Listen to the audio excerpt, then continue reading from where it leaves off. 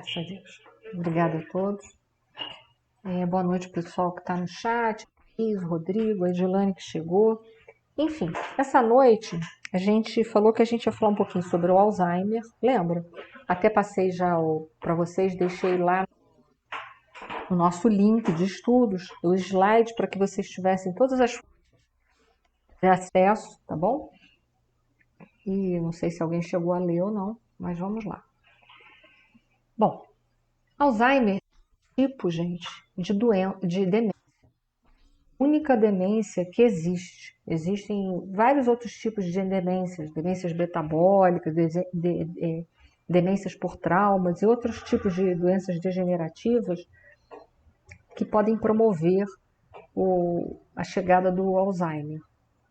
O que a gente tem que entender é que o Alzheimer é um tipo de distúrbio da memória, é um tipo de demência que afeta a memória curta, a memória recente, que é essa memória de agora. Você fala com a pessoa do Alzheimer uma coisa agora, daqui a 1 minuto, até menos, ela está te fazendo a mesma pergunta, ela está com a mesma dúvida. Ela já não sabe mais o que você falou para ela. No entanto, a gente observa que com relação ao passado, o passado está vivo nela. Ela vai relembrar todas as coisas que aconteceram num passado, às vezes até bem distante, quando ela era criança e tudo mais, ou na fase adulta dela, enfim. Esse passado, ele é preservado. Ou seja, a pessoa fica jogada no passado, ela se desloca para um passado e lá, nesse passado, ela fica estacionada. Então, o Alzheimer, como as outras demências, ela tem essa característica, tá? É claro que a gente não vai aprofundar as questões do Alzheimer, tá? A gente não vai falar fases de Alzheimer, nada disso. A gente não vai se reportar a parte fisiológica que foi detectada dessa doença. A gente vai se deter muito mais nas características do espiritismo.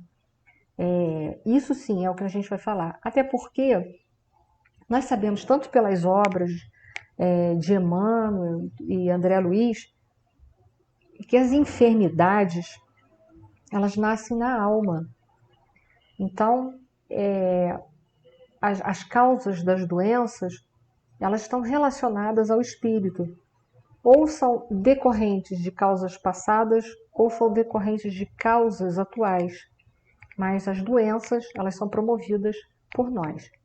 Com exceção, é claro, de algumas traumáticas. A Joana de Ângeles, ela coloca dessa forma, por exemplo, acidentes, né, são situações traumáticas, assim, de traumas corporais, né, de lesões corporais. Porém, a gente tem que entender que uma pessoa, ela só vai se expor a um acidente ou porque ela foi imprevidente, por uma imprevidência dela. Vamos supor, uma pessoa pega um carro e vai para a estrada e dá 200 e pouco no carro. O que ela está esperando? Ela está esperando que, se ela não tiver uma sorte muito grande, ela vai morrer em algum momento, né? Não vai dar certo isso. Então a gente tem que entender, né, que até aquilo que parece estar distante do homem, mas não está distante daquilo que ele procura para ele. Não está verdadeiramente numa causa passada, mas está numa causa atual por uma imprevidência. Então, mesmo as doenças, isso é a minha colocação, tá? Mesmo aquilo que é traumático, a gente tem que saber que ou a pessoa foi buscar por uma imprevidência, ou foi o passado que foi visitar ela. Que às vezes um acidente automobilístico, por exemplo, já que a gente está falando sobre isso, ele pode estar relacionado a uma tendência do passado, às vezes uma imprevidência da pessoa. Mas é alguém que, sei lá, que está numa velocidade muito grande com o seu veículo e bate no veículo que eu estou dirigindo, por exemplo, e aí eu venho a óbito. Então a gente tem que entender que é muito difícil que não seja por uma afinidade nossa passar por isso. Aí a gente vai falar, e numa pandemia, num surto virótico, também isso também está relacionado ou a causas passadas ou atuais. Pode ser, por exemplo, por uma sintonia. E aí eu fico suscetível de pegar. Às vezes não está relacionado a um passado, mas está relacionado a uma suscetibilidade minha e eu faço uma sintonia com aquele vírus, com aquela doença. André Luiz explica isso muito em Evolução em Dois Mundos. Então a gente já vai vendo que no fundo, a causa está sempre na gente, de alguma maneira. Ela não foge muito às questões nossas. Por isso que a gente tem que estar sempre previdente, a gente tem que estar sempre em alerta, né? Bom, isso aqui é uma coisa técnica novamente. O Alzheimer, o diagnóstico dele, ele é dado por exclusão, tá? É dessa forma que é feito o diagnóstico de Alzheimer. Você vai excluindo uma série de doenças, uma série de coisas que podem aparecer num exame, alguma coisa assim, e no final é que você vai dar um diagnóstico de Alzheimer. Geralmente, os diagnósticos de Alzheimer, eles saem de forma tardia para a família e para o paciente. É assim que funciona, porque como ele é dado por uma exclusão, passa tanto tempo, só quando ele já se torna claro que você tem certeza que é Alzheimer. Mas aí ele já está em curso, né?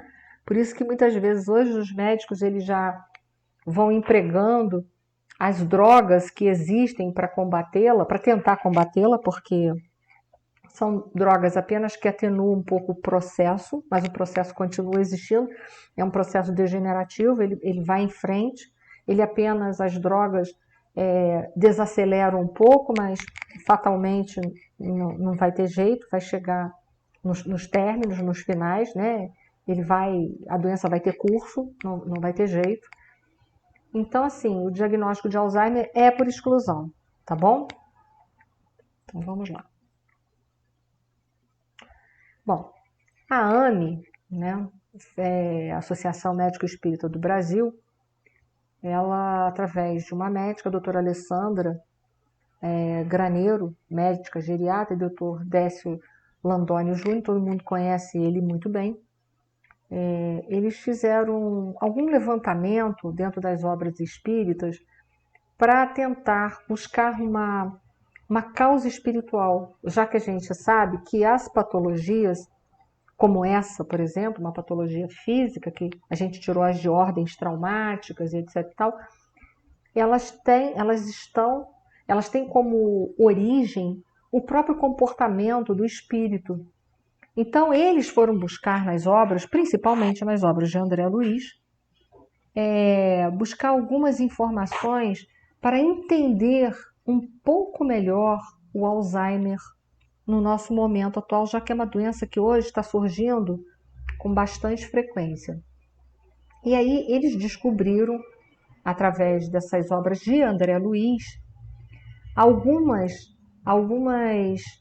características e comportamentais ou características sinais e características, melhor colocando características externas, situações que levavam ou que estavam presentes nos pacientes portadores de Alzheimer. Então, eles fizeram uma obra, né, fizeram uma pesquisa nas obras de André Luiz, e uma das coisas comportamentais que eles descobriram é a rigidez de caráter. Pessoas muito inflexíveis, pessoas que não gostam de mudanças, pessoas que não operam mudanças verdadeiramente ao longo da sua vida, vão vivendo a vida num reme-reme, sem nenhuma mudança. Eu acho bastante interessante, eu já atendi bastante paciente com Alzheimer, porque eu também tenho especialização na área de neurofuncional. Então, isso é um fato mesmo. A gente observa que o paciente portador de Alzheimer, a gente vê por toda uma história de vida dele, ele tem essa rigidez de caráter. Já desde muito cedo ele apresenta, ele demonstra isso como um comportamento da vida dele. Isso é um fato mesmo, a gente observa isso. A gente nem precisava... Isso era uma coisa que eu não precisava nem buscar nas obras espíritas para a gente ver, né? Uma outra coisa que eles observaram dentro dos estudos deles é o processo da culpa. São pessoas que carregam culpas por algumas coisas, ou culpas inconscientes, ou culpas de situações que eles vivenciaram, que nessa própria vida, situações que eles passaram nessa própria vida. Tá? Então a culpa é um outro pano de fundo para esta doença também se apresentar numa pessoa. E processos obsessivos graves. Isso também eu vou dizer para vocês que eu tive a oportunidade de atender alguns pacientes nos quais em alguns momentos a gente sente uma certa presença e observa que existe um fator em alguns deles, não vou dizer todos os pacientes que eu atendi, mas em alguns deles, às vezes, a gente observa as características do processo obsessivo, sim, tá? Não é uma regra. A gente tem que entender que isso não é uma regra, isso é um estudo que está sendo feito para posteriormente poder ser melhor equacionado. A questão da depressão e os sentimentos doentios, como ódio e mágoa, né? Geralmente são pessoas ressentidas por alguma coisa, sobretudo quando mantidos a médio e longo prazo. Isso também é uma das características, como causas espirituais para a ocorrência do mal de Alzheimer. Então, essas foram características que esses pesquisadores colheram das obras de André Luiz. Então, isso é interessante. Mas são características que a gente vê nos pacientes com Alzheimer pela sua história de vida também, tá? Bom, aqui está falando do papel do grupo familiar, mas uma coisa que eu quero chamar a atenção, até porque esse material está todo lá para vocês, inclusive eu botei as fontes dos sites onde eu peguei, que eu fiz um resumo, né, dos artigos que foram publicados. A gente só tem que entender o seguinte: a família não caiu de gaiato no navio, né? A gente não tem um paciente portador da doença de Alzheimer na nossa família por um acaso. Entenda que o acaso não existe. Geralmente o grupo familiar está envolvido também nesse processo de resgate junto com esse paciente portador desta doença. Então a gente não cai de gaiato no navio. E isso é uma coisa que a gente vê muito, a gente que atende o paciente na prática, que em geral são famílias muito conflitadas, e as famílias negam que o paciente tem Alzheimer. Às vezes, eu já atendi pacientes que, meu Deus, cansou os médicos de fecharem diagnóstico e a família não aceitar que o paciente tem Alzheimer e o paciente já está com a doença avançada, entendeu? Então a gente vê que essa negação, né, é muito um processo de fuga da própria família em relação àquela patologia. A gente vê que é uma patologia expiatória que está envolvendo um agrupamento familiar. Então isso é uma coisa bastante comum da gente observar. A família vai desempenhar um papel muito importante, porque a família vai ter que cuidar desse paciente. E muita gente não tem paciência para lidar com gente demente. Lidar com pessoas dementes é muito difícil. Eu, quando vou fazer o atendimento de algum paciente com Alzheimer, eu sempre aconselho aos cuidadores que quando eles sentirem que eles estão na iminência de perder a paciência, dá uma volta. É melhor dar uma volta do que agredir verbalmente ou até fisicamente o paciente, porque são pacientes que procuram, que te tiram do sério. Se você não tiver muito dentro do teu eixo, eles te tiram do sério. Então, assim, é cansativo. Uma coisa é você lidar com o paciente 1 hora e pouco com o paciente. A outra coisa é você lidar com esse paciente o dia inteiro, 24 horas. É totalmente diferente. Eles são pacientes, são pessoas que te cansam. Eles fazem, às vezes, as mesmas perguntas de forma sucessiva, inúmeras vezes, infinitamente. Então, assim, se você não estiver preparado para isso, você fica extremamente esgotado. E sem contar, às vezes, que a família fica tentando corrigir o paciente, que é uma das piores coisas que tem. Então, eu sempre falo, tenta tirar o paciente daquela situação de outra maneira. Não adianta falar com ele que, sei lá, o fulano de tal, por exemplo, não está mais vivo. Não adianta, para ele tá. Porque se ele está lá no passado, aquela pessoa estava lá existente. Ele está no passado, o espaço-tempo dele é lá. Então é burrice você ficar, né, gastando conversa. Diz que tá, que depois vai ligar, que depois vai convidar para ir lá. Enfim, e leva. Porque daqui a pouco ele esquece, a temática dele é outra. Não adianta ficar brigando, né? É perda de tempo total. Ou falar assim, você já me perguntou isso, já te respondi isso não sei quantas vezes. Isso é uma outra forma de perder tempo. A melhor coisa é você desfocar ele. Eu sempre oriento muito isso. Você está te fazendo a mesma pergunta, você começa a conduzir um outro assunto de conformidade com aquilo que ele está falando, mas conduz o assunto para outro lugar. Porque ele vai continuar te fazendo a mesma pergunta 10, 20, 30, 40 vezes, e sucessivas, às vezes, né? Então, assim, eu me lembro uma vez um caso muito típico de um paciente que eu atendi, uma senhora, e ela sempre gostou muito de mim. Um dia eu cheguei na sessão, ela estava muito surtada, porque os próprios remédios, às vezes, levam para conter doenças, podem levar alguns efeitos colaterais, como o surto. Ou o próprio desenvolvimento da doença, às vezes, leva o paciente a surtar. E aí ela estava muito agressiva, e aí, lá pelas tantas, ela quase que me chutou e me jogou longe. Aí eu virei e falei assim, poxa, mas por que você está fazendo isso? Aí ela virou e falou assim, porque eu só faço fisioterapia com a minha fisioterapeuta. Aí foi engraçado, o acompanhante estava do lado, eu virei e perguntei assim para ela, mas quem é a tua fisioterapeuta? Ela falou assim, a Enir. Assim, pois é, eu falei para ela. E ela me mandou ir na frente, adiantando o teu atendimento, porque daqui a pouco ela está chegando. Ela pediu para eu te atender. Ah, então tá, porque se foi a Enir que pediu, tá tudo certo. Aí ela acalmou, entendeu? Imagina se eu ia entrar na discussão com ela, pô, eu sou a Enir, entendeu? Isso não ia dar em lugar nenhum, né? Então, assim, a gente tem que saber lidar, porque a realidade da pessoa é aquilo que ela vê e sente. Não adianta eu empurrar para ela um outro pacote, né? Então ela ficou calma. Quando eu disse para ela que tinha sido a Emir que tinha enviado, que depois ela ia chegar, ela ficou tranquila, que talvez lá por dentro da cabeça dela, sei lá o que se passava, né? Pode falar, Misa.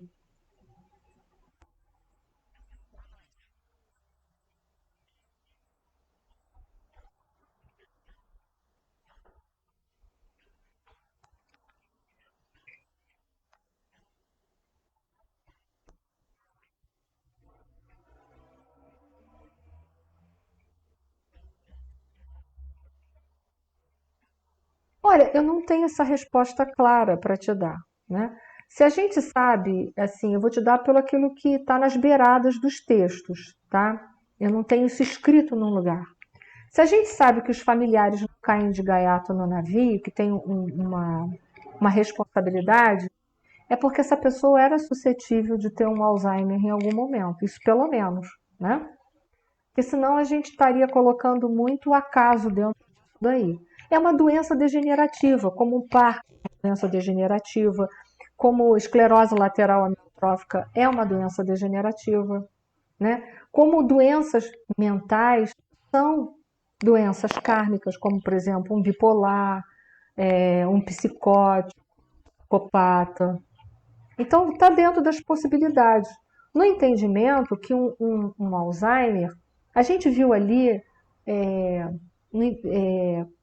logo no início, que está muito relacionado a uma falta de enfrentamento da vida. Eu não falei isso, né? Mas assim, só para vocês verem, uma pessoa rígida de caráter, uma pessoa que carrega culpa, é uma pessoa que não tem enfrentamento da vida. Assim como a base de toda psicopatologia, vocês vão ver nas obras da série psicológica da Joana de Ângeles, você vai ver na psicogênese, ou seja, na gênese, na origem da doença, você vai ver que, em resumo, a Joana de Ângeles fala que é uma falta de enfrentamento. O Alzheimer está muito ligado a isso também, como o Parkinson também está, né? Eu tô assim, eu tô falando, tô te dando uma resposta que eu não tenho assim um texto acadêmico para te enviar, mas, mas você tem assim as beiradas para pegar essa resposta, né? Você vai pegando pelas beiradas, mas eu não tenho uma fonte bibliográfica, então é assim, eu estou só explicando que pode parecer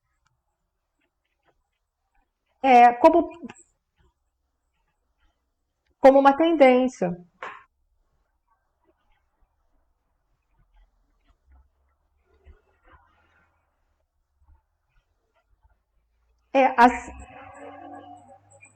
É, porque a gente tem que compreender que pode ser e pode não ser. Eu estou dizendo a vocês o seguinte: eu não tenho uma fonte bibliográfica segura para falar sobre isso.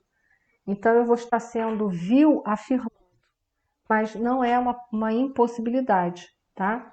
Porque o Alzheimer, o paciente é um paciente que foge da verdade. Você vê que ele se joga para o passado, ele se esconde na primeira casa mental, né, naquele primeiro andar, lembra que a gente, no Mundo Maior, na obra de André Luiz, ele se esconde naquela vida e ele fica por lá.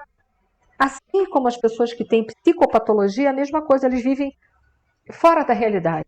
Por quê? Porque não há enfrentamento. O Alzheimer é uma doença que tem uma característica comportamental, principalmente no seu início. Depois ela vai ter um envolvimento mais severo, depois, além do processo cognitivo, ele vai ter limitações motoras também. Mas ele aparece como um problema cognitivo inicialmente. Assim como uma neurose, assim como uma bipolaridade, uma esquizofrenia, entendeu? Que é uma doença comportamental. Então eu tô pegando pelas beiradas, entenda? Não, só para não ser vil com você, tá? Então foi aí, né? Acho que aqui foi, né? Então vamos seguir. Alzheimer e espiritismo. Finalizando, ele fala assim: prováveis causas espirituais, como por exemplo, né, processos obsessivos e atitudes de intransigência moral, entre outras, indicam a necessidade de contínuo esforço de esclarecimento espiritual, se possível com leitura diária de páginas evangélico-doutrinárias e frequência, se possível semanal, a casa espírita para tratamentos com paz. Isso quando dá, né, gente? Porque às vezes o paciente chega a um nível de doença, o comportamento dele é tão equivocado que você não tem como levar ele na casa espírita, tá? Porque ele se torna muito inconveniente.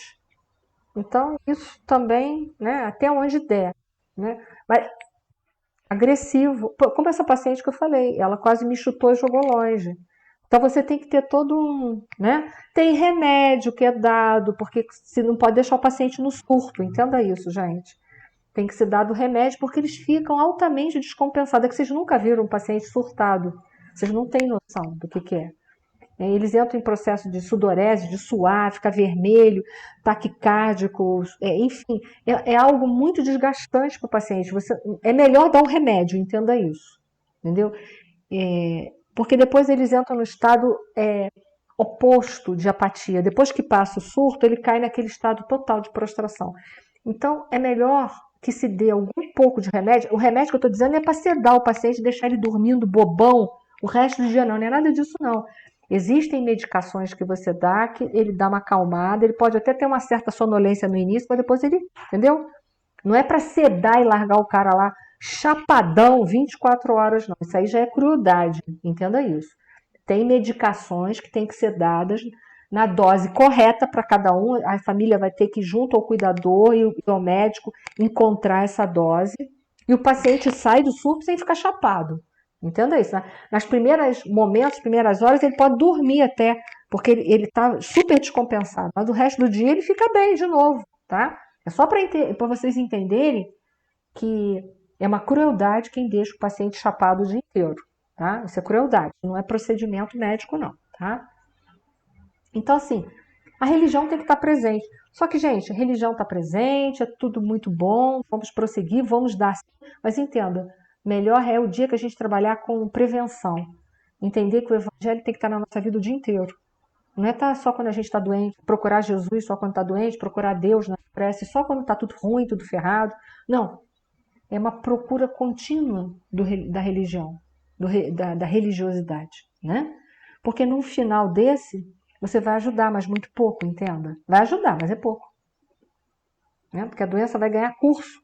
Ela vai inicialmente ser uma doença comportamental que não aparece em nenhuma imagem em nenhum exame de imagem, então não adianta fazer ressonância que não aparece, tá? Já tive vários pacientes assim, foi aparecer tardio, quando já estava a doença clara, aí aparece lá uma degeneração do lobo frontal, mas aí eu falo para vocês, aí a doença já, né, já está enraizada no corpo físico, aí ela vai seguir seu curso, ela não vai retornar.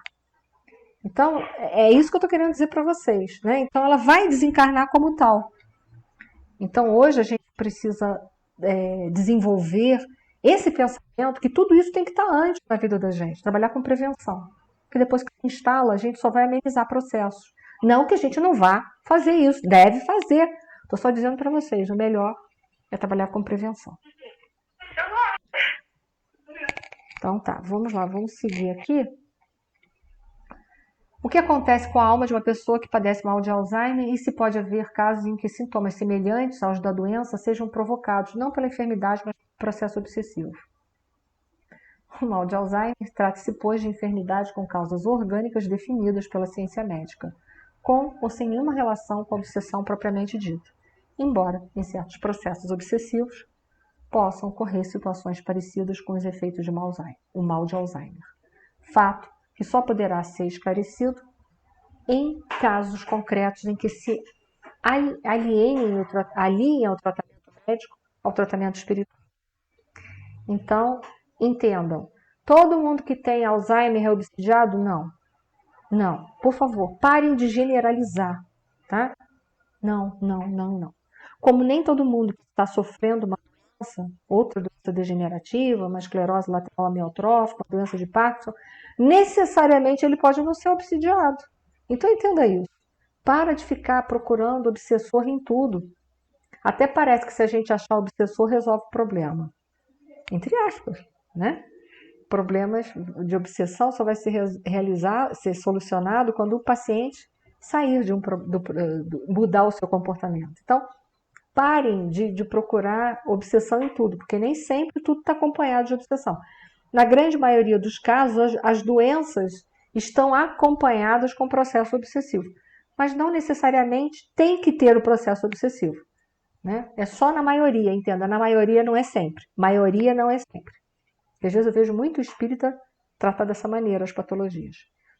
Então a gente vê também que alguns casos obsessivos poderão levar a diagnósticos muito semelhantes aos de Alzheimer. Porém, pode ser só um fator obsessivo também. Dias virão em que a medicina vai estar aliada à espiritualidade. Então imagina como seremos tratados. Que maravilha será isso.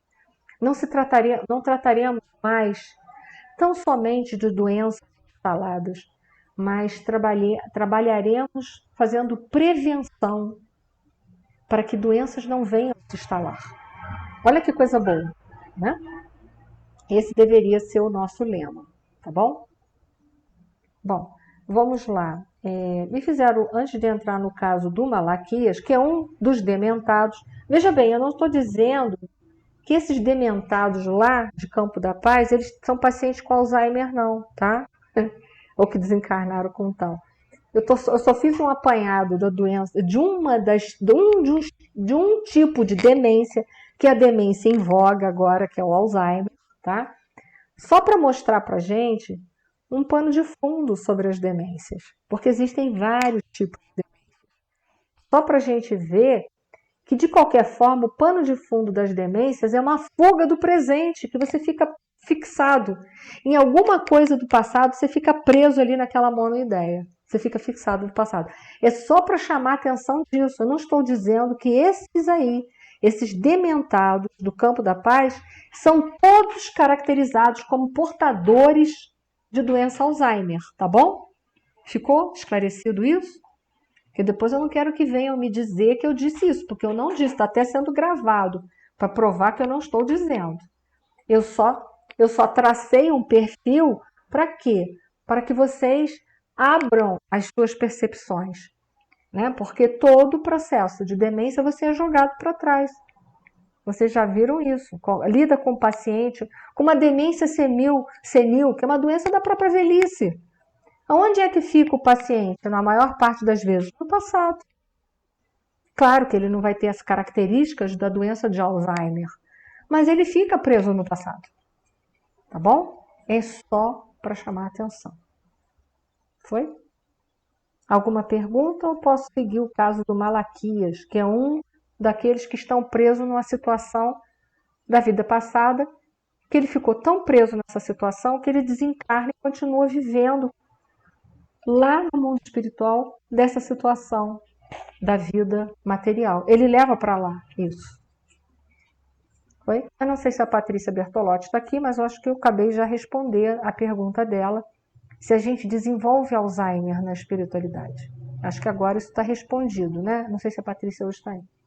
Eu não vi, eu perdi aqui a entrada das pessoas. Malaquias. O caso Malaquias Ele está lá, eu vou até ler isso. Estou aguardando o resultado da minha petição. A petição dele, o que era? Em que ficamos quanto às minhas terras e os meus escravos. Olha o tempo do homem, lá no tempo da escravidão, né? Paguei bom preço ao Carmo Garcia, o homem lá, né? Sabe o senhor que venho sendo perseguido durante muitos anos e não posso perder mais tempo. Quando volto para casa, creio esteja o Senhor ciente das necessidades de eu voltar ao seio dos meus. Espero-me as mulheres e os filhos. Quer dizer, o Malaquias está preso às questões dele da fazenda, de escravos, né? E ele não vê a hora de voltar para casa. Ele vai voltar. O Malaquias nem sabe nem que morreu. Olha a situação dele, né? Situação grave. Como excelente médico da alma, Alfredo prestou a maior atenção e é o que a gente tem que fazer, tá? Não é tratar a pessoa dementada. Foi o que eu falei para vocês, eu nunca tratei meu paciente com desrespeito. Eu já atendi muito paciente com Alzheimer, e que às vezes eles ficam nesses surtos, né? E eles ficam assim, um bicho na parede, um bicho, um bicho. E aí chega o familiar, não tem bicho nenhum na parede. Eu sempre pergunto assim, onde que tá? Onde que tá? Ah, tá ali, deixa comigo, eu vou resolver esse problema. Aí eu pego o negócio, faço de conta que eu mato o bicho. Ai, que bom que você matou, eles falam. Entende? Porque essa é a realidade deles. Aí você vai falar assim, você está acentuando. Eu não estou acentuando nada, eu só não estou levando a discussões. Porque depois que ele saiu da parede do bicho, eu posso voltar com ele para o aqui e agora. Enquanto o bicho estiver na parede, ele não vai me dar atenção nenhuma. Vocês estão entendendo a jogada? Então eu falo que eu matei, não matei, que eu acho que eu acertei. Ele fala assim, você acertou. Beleza, ele saiu do bicho. E aí eu volto com ele para aqui agora, volto para a sessão, começo a conversar com eles assuntos de agora.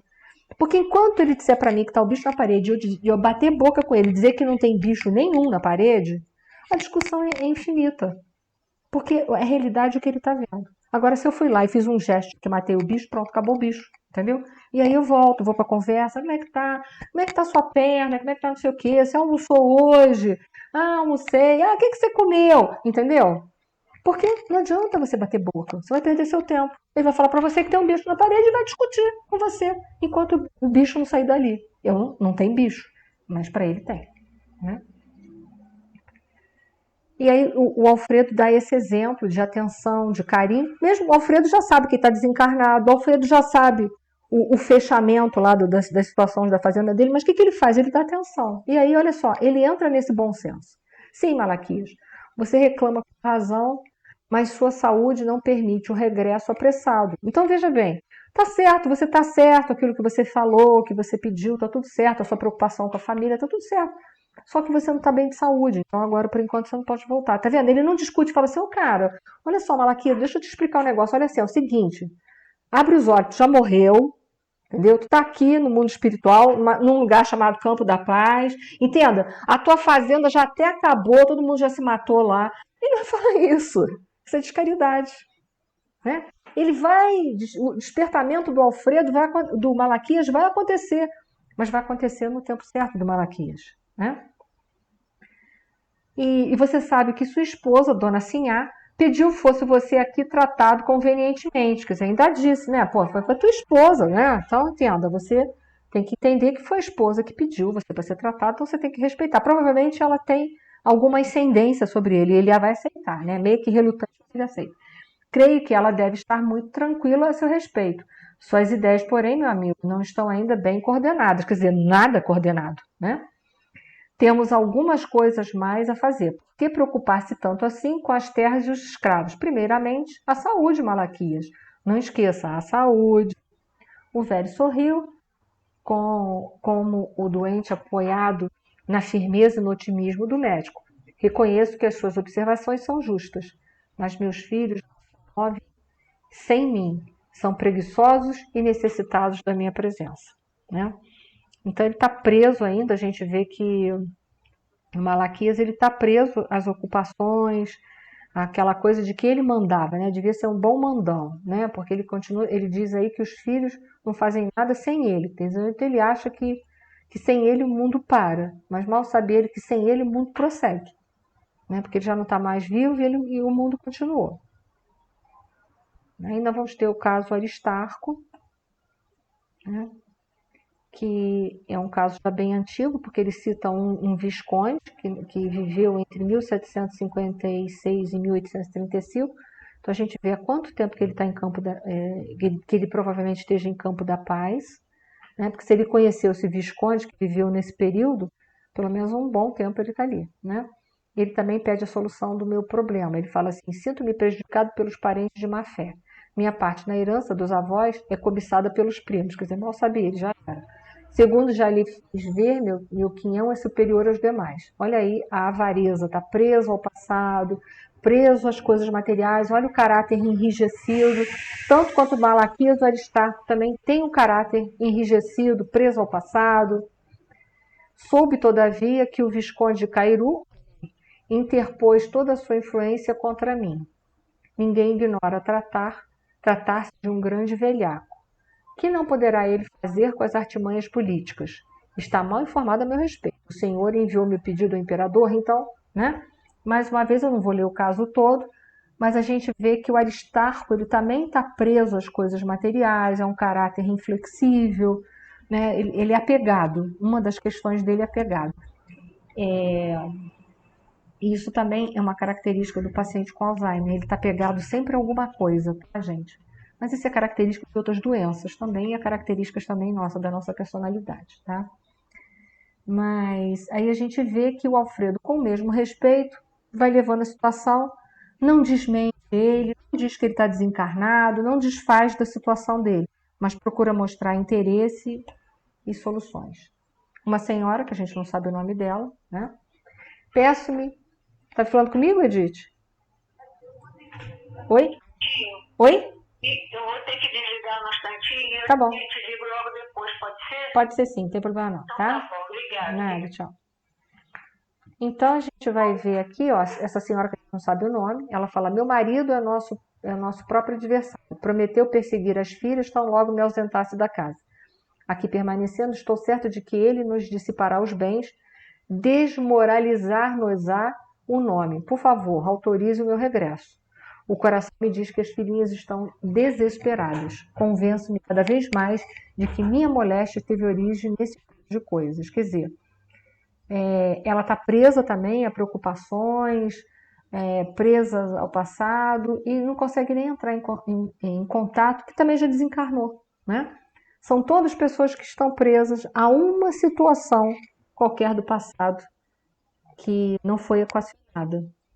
Isso é bom a gente se perguntar, porque tem muita coisa na nossa vida, gente, que não é equacionado. E talvez a gente desencarne e não seja.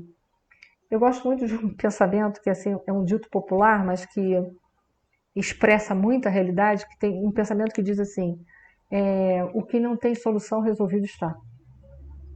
Né? Não, mas é engraçado, mas isso é um fato. Né? O que não tem solução resolvido está é porque, provavelmente, se a gente não consegue mesmo sair daquilo ali, é porque precisa ser desse jeito. Então, eu pergunto a vocês, para que relutar? Para que relutar em relação às coisas, né? A vida é para ser vivida um dia após o outro, né? Então é isso que a gente também precisa, né? Parar para pensar. É minha família, os meus problemas, eu não posso morrer porque eu tenho que resolver a minha família sem mim não tem solução. Todos viverão muito bem sem a nossa presença. Tenho certeza que a vida continua. Né? A gente só não vive sem um ser, vocês sabem qual é? É Deus. O resto a gente vive sem qualquer um. Então é preciso a gente começar desde cedo a se desapegar das coisas. Não é meu marido, minha esposa, meu filho. E sim, estão meu marido, estão minha esposa, estão meus filhos. Mas todos são filhos de Deus e meus irmãos. Isso é uma coisa importante para a gente se preparar para a morte. Porque é o apego que deixa a gente totalmente atrelado a essas problemáticas sem fim.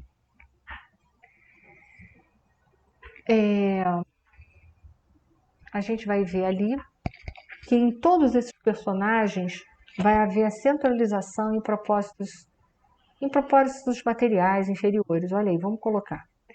No círculo carnal seriam todos absolutamente normais. No entanto, aqui são verdadeiros loucos. São desencarnados que por muito tempo se agarraram aos problemas inferiores, ou seja, aos problemas do mundo material. Está todo mundo ali vinculado às questões da vida do material, das coisas da matéria. Reclamam providências sem falar no ensejo de iluminação que menosprezaram, acusam os outros sem relacionarem os próprios erros. É verdade, não? Eles querem soluções, mas não buscam melhores. A gente quer solução dos nossos problemas? Todos nós. Eu quero também os meus. Mas eu sei que as soluções dos meus problemas, e a gente sabe que a solução dos nossos problemas virão a partir do momento em que a gente muda o nosso comportamento diante da vida. Porque aí a gente quebra os ciclos kármicos, a gente resgata os karmas que precisam ser resgatados e, ao mesmo tempo, a gente para de criar novas situações para resgatar posteriormente. Então, só a mudança de comportamento vai mudar a minha vida. Foi o que eu disse para vocês, se a gente desencarna com essas ideias de possessão, minha casa, minhas coisas, meu marido, minha esposa, meus filhos, isso não é nosso, está lá no Evangelho. Isso é nosso o que a gente pode levar daqui para lá. Eu não levo o marido, não levo a esposa, não levo os filhos, eu não levo a casa, os bens materiais, eu não levo nem as titulações. Eu só levo os conhecimentos, o amor e uma consciência que pode ser limpa ou uma consciência suja. Então é hora da gente começar a pensar em se desapegar das coisas da vida. Ele coloca ali, procurei ouvi-los para lhes dar uma ideia do nosso trabalho no setor dos que se desequilibram mentalmente por excesso de centralização em propósitos inferiores. Ele deu atenção, mas no sentido de trazer a pessoa para o aqui e agora de alguma maneira. Acho que é difícil, né? Porque se a gente insiste em viver no passado, fica difícil a vida prosseguir. Não é crime interessar-se alguém pelas atividades rurais, pela recepção de uma herança, pelo bem-estar da família. Mas, no fundo, o velhinho que reclama as terras e os escravos nunca pensou senão em tirania no campo. Olha ali o caráter endurecido dele. O caráter inflexível, é um tirano, é um centralizador, né? Controlador. O cavalheiro que aguarda a herança deseja lesar os primos. Olha o caráter, né? E a senhora, que se revelou tão interessada pelo ambiente doméstico, desencarnou quando pretendia envenenar o marido às ocultas. Entenderam? Que no fundo, são problemas de personalidade. Foi o que eu falei para vocês. Assim como as doenças da mente, da cognição, como Alzheimer é no fundo, é uma falta de enfrentamento. Faltou ao velhinho se enfrentar, trabalhar esse tirano que existe dentro dele. Soltar um pouco, deixar a vida, ter mais aceitação, mais resignação, ser mais obediente diante das leis de Deus. Faltou ao cavalheiro que aguardava a herança um pouco mais de desprendimento dos poderes e dos bens materiais. Entender que um verdadeiro tesouro são os tesouros da alma e não os tesouros que a traça e ferrugem corrompem. Faltou à mulher que estava tão preocupada com a questão familiar, faltou ela ter no mínimo respeito com o marido. Porque por mais que a gente não goste de uma pessoa, nada justifica a gente envenenar, matar alguém. Então faltou ela procurar reconciliar-se de alguma maneira com o próximo, enquanto aquele próximo está a caminho. Mas agora ela perdeu essa oportunidade, como todos os outros perderam as oportunidades de darem um novo rumo à vida deles. Eu já vou te dar atenção, Márcia. E é só para a gente fechar aqui o raciocínio, o que em mim eu preciso trabalhar enquanto eu estou aqui reencarnado? Para evitar doenças degenerativas e para evitar chegar na espiritualidade nessa condição aí, ou em condições similares, né? Pode falar, Márcia.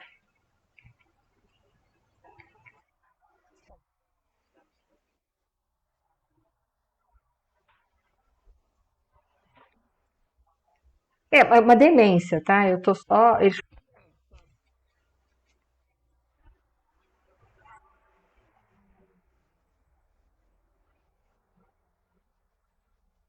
Não, nenhum deles. Isso. E presos às suas próprias ideias. É uma falta de enfrentamento.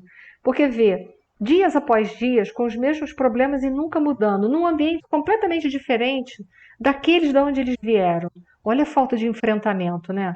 Nós, no mínimo, já tínhamos perguntado, sim, mas aonde que eu estou? Né? No mínimo. E assim, só para. Pode falar, Márcia, prossiga. Tá? Uma outra questão em todos eles ali é que existe um pouco da presença obsessiva em todos eles, a autoobsessão. Não sei se vocês. Né? A monoideia está presente em todos eles. E eu trouxe a questão do Alzheimer, dizendo, e volto a dizer, que nem toda pessoa com Alzheimer é obsidiada, entenda? Mas a gente vê que se a gente está preso a um tempo e espaço, a uma situação, a gente está preso a uma monoideia.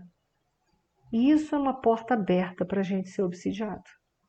Né? Eu só estou traçando paralelos para que a gente possa montar reflexões dentro da gente. Tudo que me deixa encarcerado em alguma coisa no tempo e no espaço, uma ideia, uma mágoa, lembra que uma das causas também que eles observaram, os estudiosos do Alzheimer, é a presença do ódio, da mágoa por médio a longo prazo? Quantas vezes a gente alimenta esses ressentimentos dentro de nós, que a gente nutre por outras pessoas uma vida inteira? Olha quanto tempo a gente perde, o tempo que a gente está odiando ou não se sentindo com vontade de amar e compreender os outros, é o tempo que a gente está se maltratando, literalmente. Quando eu me nego em perdoar alguém, eu também me nego ter paz, ter amor, ter uma serenidade dentro de mim. E eu estou negando isso para mim quando eu faço isso. Então, perdoar as pessoas sempre é e será. Lembra que eu falo para vocês que o perdão sempre vai chegar no alto perdão? É você entender que perdoar as pessoas é se libertar. É se libertar. Se libertar do ressentimento, do ódio, da mágoa que você traz dentro de você, que são todos lixos. Isso são todos sentimentos lixos que nós acumulamos dentro do nosso mundo interior, achando que a gente está afetando os outros. Mas não. A gente muitas vezes está só se afetando, aos outros não. Entende? Eles estão nessa condição. Desencarnaram nessa condição. E nós, qual é a nossa condição? O que a gente precisa resolver? A gente está vivendo um momento de transformação do nosso planeta. Um planeta que vai deixar de ser um planeta de provas e expiações. Se eu não aproveitar agora o momento para eu tentar me acertar um pouquinho, que seja, com as pessoas que eu tenho dificuldade, eu vou ter que fazer isso em outra vida. Fazer isso numa outra vida pode significar não poder mais fazer aqui nesse planeta. Porque esse planeta não vai mais comportar situações. Então é hora da gente amenizar os nossos processos. Ah, mas eu não gosto do fulano de tal. Como é que eu faço para amar o meu inimigo? Amar o inimigo é respeitá-lo. Não é ter sentimento de amor por ele. Isso está escrito no Evangelho. Isso está lá escrito no Evangelho. Não sei se vocês sabem disso. Isso está escrito no Evangelho segundo o Espiritismo. Não é ter sentimento de amor, é ter sentimento de respeito pelas pessoas. É respeitar as pessoas. Então, é não desejar mal, é não fazer o mal em pensamento, palavra e obras por essa pessoa. É isso que é amar o inimigo. Não é fora, botar ele no colo e fazer todas as vontades dele. Ah, eu te amo. Não, o nome disso é hipocrisia. Porque não é possível a gente devotar amor, às vezes, a uma pessoa que já te prejudicou muitas vidas e que te deu muito motivo para você não se aproximar dela. Então, sabe, dizer que ama é uma hipocrisia. Agora, não fazer o mal a essa pessoa é uma opção nossa. Então, nós podemos deixar de fazer. Nós podemos ser justos com essas pessoas. Por quê? Porque ser justo é ser justo. Quem é justo, com o injusto ou com o justo. Ele é justo. Então nós podemos ser justos com as pessoas, nós podemos ser caridosos com essas pessoas, mas no entendimento que a gente não ama e não bota no colinho. Por quê? Porque essa pessoa já abriu sulcos muito grandes na nossa vida e há uma necessidade dela mudar para que ela possa ter um lugar mais especial no meu coração. Você vai abrir a porta de novo para uma pessoa que ainda não amadureceu para ela novamente devastar o teu mundo interior? Isso é falta de amor, de alto amor. Porque não é essa a proposta do Cristo. É você saber com quem você está lidando, mas respeitar o próximo. Não fazer o mal a ele. A proposta não é sentir amor, mas a proposta é ter um sentimento de respeito pelo outro. Essa é a proposta.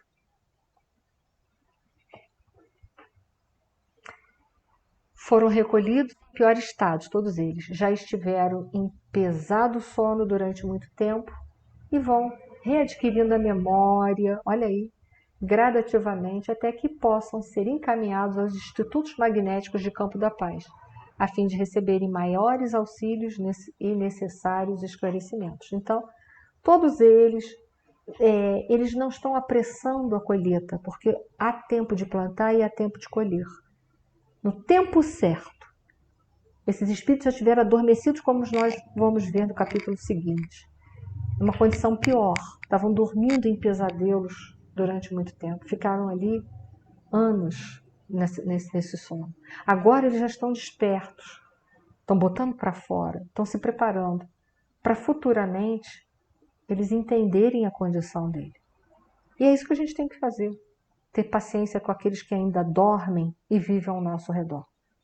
Porque ainda há muita gente na nossa família que dorme ainda.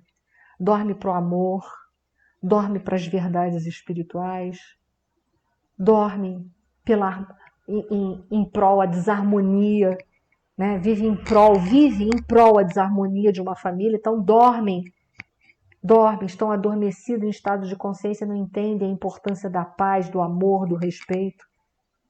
Não é que a gente vai dar asas e dizer, eu te amo. Não, a gente vai compreender e amenizar os processos na medida das nossas possibilidades, porque Deus não está pedindo a gente mais do que a gente pode dar, não. A gente vai amenizar na medida das nossas possibilidades. A gente vai dar o nosso máximo. No entendimento que nós não mudaremos essas pessoas. Porque o desordeiro vai continuar sendo desordeiro até o dia que ele decidir não ser mais. O fofoqueiro vai continuar a ser fofoqueiro até o dia que ele decidir não ser mais. O manipulador vai continuar a ser manipulador até o dia que ele não decidir mais manipular. O vítima vai continuar a ser vítima até o dia que ele se decidir a tomar as rédeas da sua existência e viver a sua própria vida. Então a gente tem que entender que é isso daí. Eu não vou mudar ninguém que está ao meu redor. A única pessoa que eu posso mudar sou eu. Então, pela minha paz interior, eu não vou mais degladiar com essas pessoas. Entre ser feliz e ter razão, eu prefiro ser feliz e não ter razão. E é assim que a gente tem que viver, amenizando os processos. E quando a gente estiver por aqui, naqueles dias que não dá para ter a boca santa, que tem dia que não dá para ter a boca santa, o que a gente faz? Vai dar uma voltinha. É melhor do que falar o que não deve, né? Vai dar um tempo. Porque tem dia que a gente, assim, diante dos fatos que essas pessoas promovem na nossa vida familiar, sobe uma espiritualidade na gente, não sobe? Que dá vontade da gente esganar a pessoa.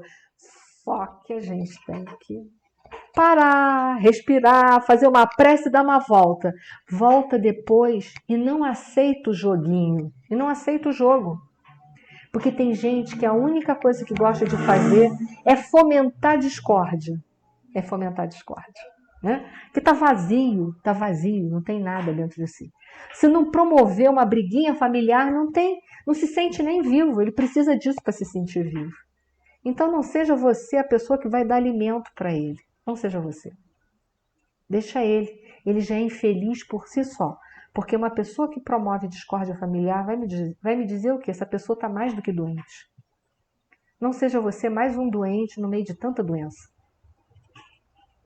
Cuide de você. Ame você. Dá uma volta. Quando te subir aquela espiritualidade, vai dar uma volta. Eu faço isso muito, porque eu ainda sou uma pessoa que sobe aquelas espiritualidades assim. Eu falo para minha irmã, quando eu não falo, eu faço a cara. Então, assim, conclusão. Eu disse de qualquer maneira. Então, quando eu vejo que eu não vou conseguir conter a palavra e nem a cara, eu dou uma volta. É melhor. Melhor do que fazer uma besteira, né? Nós não vamos consertar essas pessoas. Só elas podem mudar a vida delas. Eu não vou mudá-las. E esquece que a gente não veio aqui para mudar ninguém. Então, a minha válvula de escape, para eu ser branda e pacífica, eu preciso dar uma volta e fazer uma prece. É a minha válvula de escape. Senão eu vou falar tudo aquilo que eu não devo dizer. Então eu vou ser descaridosa. Para não ser descaridosa, porque eu não estou afim de carregar isso, eu vou dar uma volta. Até que um dia eu vou ouvir aquilo tudo e vou falar assim, tadinha da pessoa, e não vou nem ligar. Mas até então eu não estou nesse momento. Eu ainda estou naquele momento que a espiritualidade sobe, sabe? Eu fico vermelha, sai aquele fogo da boca, sai fogo pelos ouvidos, os olhos. Então, eu preciso dar uma volta. Eu tenho que entender que esse é meu momento. Eu não posso fazer de conta que eu sou santa porque eu não sou santa. Então, eu tenho que dar uma volta. Dia vai chegar que eu vou olhar, ainda vou até dar um carinho na pessoa. Mas eu não estou nesse momento. Eu estou no momento que eu tenho que me socorrer, entendeu? Eu também tenho doenças que podem vir à tona. Então, como eu ainda tenho que me socorrer e tenho que curar a minha alma, eu saio e vou curar a minha alma, porque da minha alma, que sou eu dou conta. De mim, eu dou conta. Agora, daquela pessoa, eu não dou conta. Porque eu não dei conta de mim mesma. Então, eu vou cuidar de mim. Aí, quando eu voltar, eu estou menos doente. Aí dá para eu ter uma conversa melhor com essa pessoa. É melhor. Eu não vou mudar. A pessoa vai continuar sendo a mesma pessoa de sempre. Então, hoje foi só isso que a gente conseguiu dar, tá? Sinto muito. Na próxima aula a gente dá o próximo capítulo, tá bom? Boa noite a quem tem que estudar. Vai para as outras aulas. Até a semana que vem, se Deus quiser. Boa noite a todos. Vou fazer a prece final, mas quem precisar sair, pode sair, tá bom? Eu entendo que, né? Ah, tá bem, Marilúcia. Vá com Deus e volte com Ele e fique na presença dele o tempo todo. É o que eu te desejo, de coração. Que Jesus esteja sempre dentro de ti, em todos os momentos da tua vida. Obrigada. Fica com Deus. Então, vamos fazer a nossa prece. Boa noite, Edilene. Ah, vai. Daqui a pouco eu tô lá nos bastidores de novo, falando de doença de novo. Tá bom. Boa noite. Um beijo grande, gente. Gente, vamos à nossa prece. Obrigada. Vamos fazer a nossa prece. Rogar a Deus, agradecer a Ele, agradecer a Jesus, aos nossos mentores por tantas coisas boas que nós temos na nossa vida. Se nós tivermos coragem suficiente para refletir sobre a nossa vida, a gente só tem motivo para agradecer.